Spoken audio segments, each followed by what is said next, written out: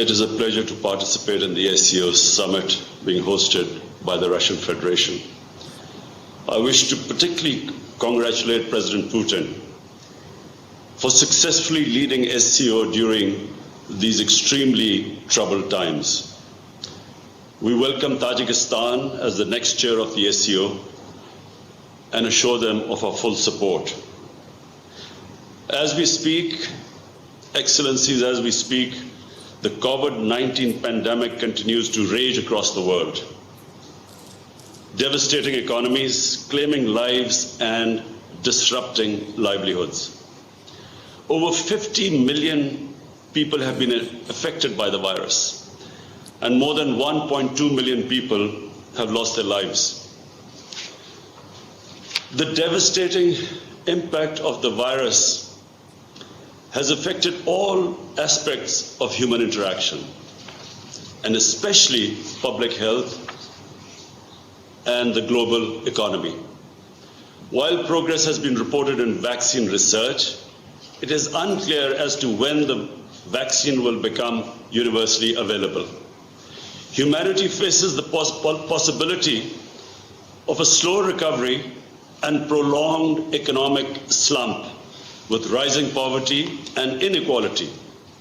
Under the circumstances, the imperative of a common approaches to limit the spread of the infectious diseases, reduce the effects, and develop potential remedies has increased manyfold. Yet, global harmony, multilateralism are undermined by rising geopolitical tensions, unilateralism, and isolationism. We believe that the SCO fraternity, with its core principles of solidarity and mutual support, would be effective in combating the effects of COVID-19. Excellencies, this year's CHS coincides with completion of 20 years of the establishment of the SCO. Over the past 2 decades, SCO's prestige and influence have grown significantly. At a time when the world is bereft of global vision and shared solutions, SCO has called for effective multilateralism, with the UN playing a central coordinating role. Pakistan also deeply appreciates China's effective handling of the virus, and also the material and technical assistance extended by China to others, including Pakistan. China and Pakistan also are collaborating in vaccine development, with phase 3 trials successfully underway. On its part, Pakistan is open to sharing its own experience in effectively combating the pandemic and keeping the total cases and fatalities relatively low. Our collaborated policy of smart lockdowns and financial support to the most vulnerable segments of the society prevented rapid community spread, protected the poorest from the worst fallouts of the lockdown, and helped stabilize the economy. Our aim has been not only to save people from the virus, but also save people from dying of hunger. Globally, the international community has taken some welcome steps to mitigate the adverse effects of COVID-19. But much more needs to be done, particularly for the poor, who are hit the hardest, both in rich and the poor nations. In this spirit, I proposed a global initiative for debt relief to address debt vulnerabilities of the developing world and to help create fiscal space for them to mitigate the impact of pandemic and achieve sustainable development. We welcome measures taken by the G20 and the international financial institutions to help developing countries, in particular least developed countries, to face economic challenges posed by the pandemic. Further steps are needed to help improve liquidity in developing countries and restore growth. Excellencies, the foreign policy goals of my government are in sync with the SCO's vision of regional connectivity and economic integration. SCO is destined to play a pivotal role in the emerging confluence between the Belt and Road Initiative and Eurasian Economic Union. Pakistan's geographical location provides it an ideal opportunity to crystallize the benefits accrued from the process. The China-Pakistan Economic Corridor, the flagship project of BRI, is poised to play a vital role in this regard. Excellencies, the Shanghai Cooperation Organization was established to ensure security and maintain stability across the vast Eurasian continent. Join forces to counter emerging challenges and threats, and enhance trade as well as cultural cooperation. SCO stands for strict observance of this principle and the principles of the UN Charter, such as equality and sovereignty of states, respect for territorial integrity, sanctity of borders, non-aggression, non-use or threat of force, and people's right for self-determination. On the occasion of the 75th anniversary of the United Nations, we strongly support the central role of the United Nations in maintaining international peace and security and advancing global sustainable development. We stress the importance of faithfully implementing UN Security Council resolutions for peaceful solutions of outstanding disputes to create an environment of stability and cooperation. Unilateral and illegal measures to change the status of disputed territories in violation of the UN Security Council resolutions run counter to this objective and adversely affect regional environment. Such measures must be condemned and opposed resolutely for being in violation of the SCO Charter and its well-established principles of interstate relations. Excellencies, I have consistently stressed that there is no military solution to the conflict in Afghanistan and that a negotiated political settlement is the best way forward. As a shared responsibility, Pakistan has steadfastly supported the Afghan-led and the Afghan-owned peace process. Our positive contribution facilitated the US-Taliban peace agreement. The Afghan parties must seize this historic opportunity, work together constructively and secure an inclusive, broad-based and comprehensive political settlement through intra-Afghan negotiations. Reduction in violence is absolutely imperative to help strengthen the momentum reached through these positive developments. We must also remain mindful of the challenges ahead, especially the role of the spoilers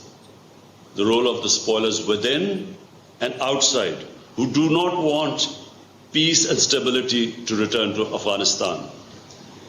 Return of the Afghan refugees to their homeland with dignity and honor should be an essential part of the peace negotiations. On the Iranian nuclear issue, we share SCO's call for effective implementation of the Joint Comprehensive Plan of Action. We join our SCO partners in focusing on the prevention of an arms race in outer space and international information security.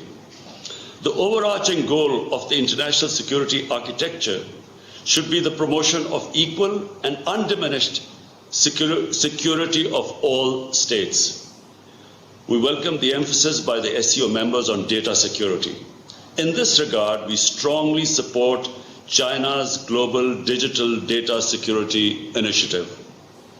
We reiterate our strong support for coordinating our efforts at this relevant multilateral fora to counter the growing menace of narcotic drugs.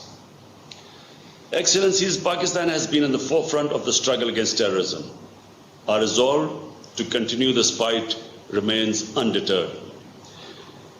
We believe it is wrong to use terrorism-related allegations as a political tool to malign and target any country, religion, or race. It's critical to address the scourge of terrorism in all its forms and manifestations, including state terrorism perpetrated against people living under foreign occupation in disputed territories. As we commemorate the 75th anniversary of the defeat of Nazism and fascism during the Second World War, we must learn lessons from history and work to ensure against the resurgence of such destructive ideologies. We must also continue to steadfastly oppose extremist and xenophobic tendencies, including racist ideologies inspired by neo-Nazism and Islamophobia. We must resolutely oppose divisive policies based on prejudice and discrimination and focus on building interfaith and cross-cultural bridges. It is imperative that willful provocations and incitement to hate, especially on religious grounds, are universally outlawed. Deliberately insulting religions and sacred religious symbols provokes hatred and violent extremism, leading to further polarization and fragmentation of humanity. Therefore, SCO members should continue to call for mutual respect of all religions and beliefs and for fostering a culture of peace, fraternity, and harmony. Excellencies, my government is particularly focused on providing relief to the poor segments of the society. And this inspiration we have got from the way China raised 700 million out of poverty in the last 30 years. In this context, we thank all members of supporting our initiative for establishing an SCO special working group on poverty alleviation. We must pool our efforts to fight the threat posed by climate change. It is important that all commitments made in the Paris Agreement on climate change are fulfilled. In particular, the commitment to mobilize $100 billion annually as climate finance. On its part, Pakistan is making renewed efforts to mitigate adverse effects of climate change. We have launched an ecosystem restoration initiative. I repeat, ecosystem restoration initiative, which includes the planting of 10 billion trees in the next 3 years. Fighting corruption and economic crimes is another important area of focus for my government. We welcome SCO's emphasis on strengthening international cooperation in fighting these menaces. We must firmly oppose illicit financial flows from developing countries, which impoverish these nations and severely retard their development endeavors. Efforts must be made to bring back the stolen wealth to enable the affected nations realize their legitimate aspirations for development and a hopeful future. I would like to express Pakistan's gratification on becoming a member of the SCO Youth Council. With 65% of our population under the age of 30, Pakistan highly values cooperation in tapping the immense potential of our youth and involving them in the socio-economic uplift of our societies. Excellencies, going forward, I would like to make 6 specific proposals aimed at galvanizing our mutually beneficially, result-oriented efforts through the SCO platforms.